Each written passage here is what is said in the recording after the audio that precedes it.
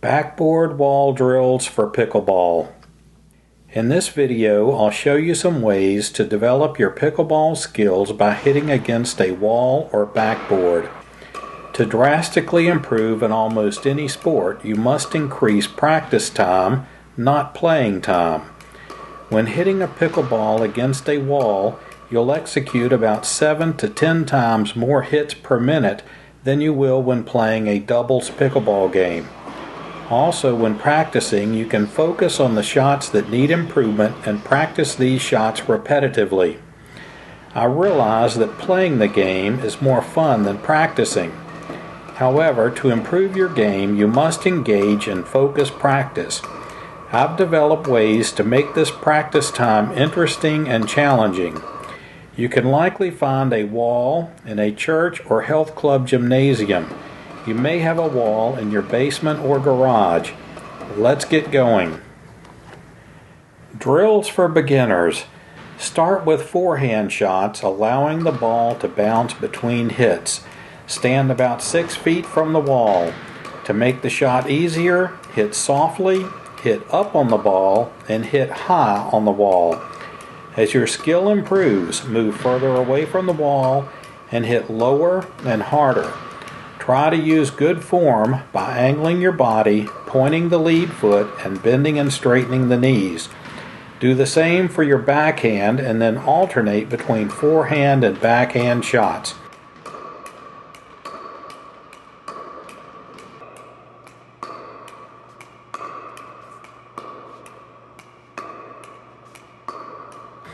You can also practice serving against a wall. Use a piece of painter's tape to indicate the top of the net. Now let's try volley shots. Start with forehand shots. Hit up on the ball and hit easy. Aim at a rather high point on the wall. As your skill improves, move away from the wall and increase the tempo and power. Repeat for your backhand. Next, alternate between forehand and backhand shots by steering the forehand shots to the left and the backhand shots to the right. Your pattern will look something like this. This is what the action should look like.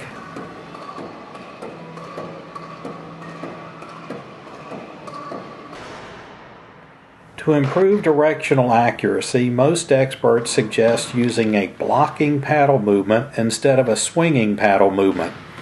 In the blocking style of stroke, the paddle face does not rotate through the strike, but stays on a straight track through the strike. It's almost like the paddle follows a track.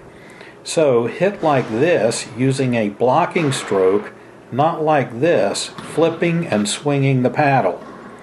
As you get better, move further from the wall and increase the tempo and power. Even when you alternate between forehand and backhand volleys, try to use blocking action as you are striking the ball. Drills for intermediate players. Let's start with ground strokes. Practice alternating forehand and backhand shots that impart spin.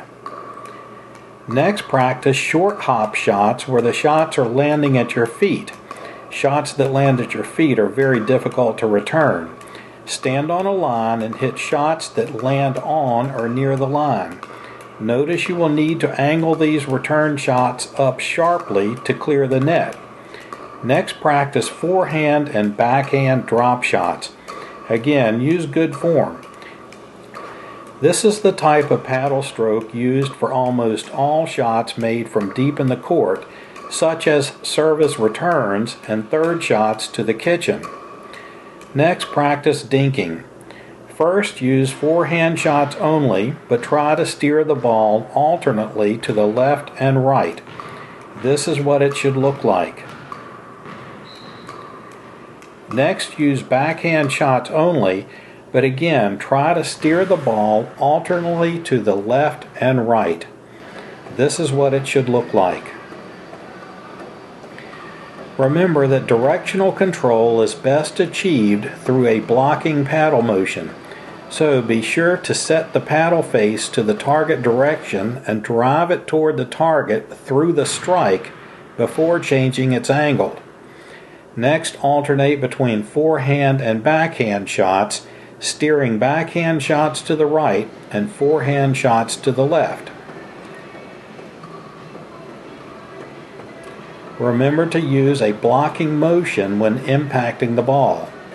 You will never get very far in pickleball if you can't direct the ball along rather sharp left and right angles. Now let's move to volley shots.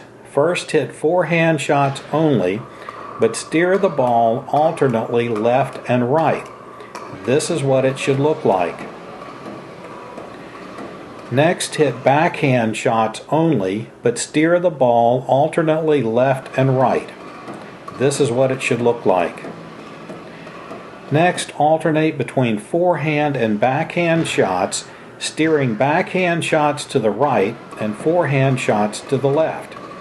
Increase tempo and distance as you get better. You will likely not be able to steer the ball alternately left and right unless you use the blocking motion through impact. Net play is often fast, requiring you to play many shots without switching between forehand and backhand. Intermediate players should also practice forehand and backhand lobs. The best lobs are issued from near the net, often during dinking. The best lobs are not excessively high, rather just high enough to prevent smashing. Drills for advanced players. Warm up first and then start on these drills. I call this one the machine gun drill, and it's designed to improve reaction time. Simply hit volleys with the fastest tempo possible. Practice forehand, then backhand, and then do alternating forehand and backhand shots, maintaining the high speed. Next is the backhand backspin volley. Notice the paddle movement downward. Follow this with the backhand topspin volley. Notice the paddle movement upward.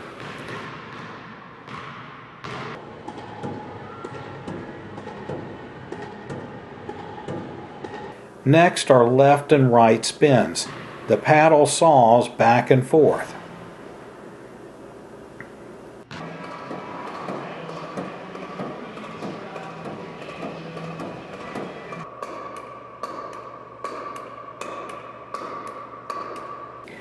Next are alternating forehand and backhand spin shots. Notice the paddle wipes back and forth.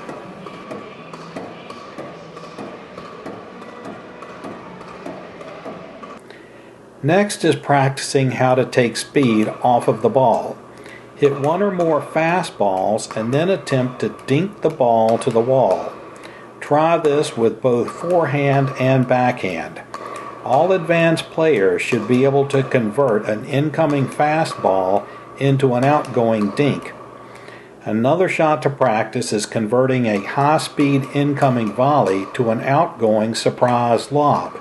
Hit several high-speed volleys and then a surprise lob. Next, practice making third shot drop shots into the kitchen. You can use one bounce or two.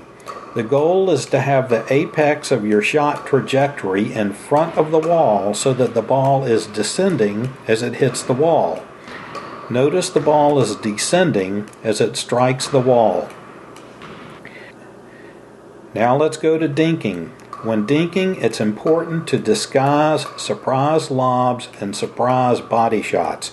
So dink several shots and then send out a lob or body shot without any signaling. In a similar way, dink several shots and then take one in the air, that is, volley it back quickly. Also practice alternating left and right dink shots, including dinks at rather sharp angles.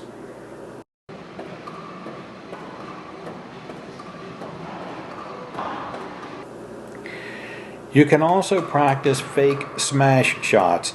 These shots appear to be smash shots, but with speed reduced at the last moment, they are really overhead dink shots. Here's a quick review of what we've learned. Beginner drills, forehand and backhand ground strokes, alternating forehand and backhand ground strokes, Serves. Forehand and backhand volley shots.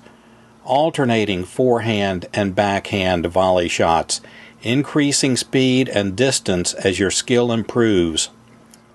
Intermediate drills. Alternating forehand and backhand ground strokes, imparting spin. Short hop shots to the feet. Forehand and backhand drop shots. Forehand only dink shots, steering the ball left and right. Backhand only dink shots, steering the ball left and right. Alternating forehand and backhand dink shots, steering the ball left and right. Forehand only volley shots, steering the ball left and right. Backhand only volley shots, steering the ball left and right. Alternating forehand and backhand volley shots, steering the ball left and right. Forehand and backhand lob shots. Advanced drills. Forehand and backhand and alternating forehand and backhand machine gun speed volley shots. Backhand backspin volleys. Backhand topspin volleys. Backhand left and right side spin volleys. Alternating forehand and backhand side spin shots. Taking speed off the ball. Volley to surprise lob. Third shot drop shots into the kitchen. Disguised lobs when dinking. Disguised body shots when dinking. Sharp angle shots when dinking. Fake overhead smash shots. There are many other drills and such you can perform. If you spend just 15 minutes a day doing these drills, I guarantee your game will improve dramatically. When you get good at these drills, you can connect them all together without ever stopping the ball. Good luck.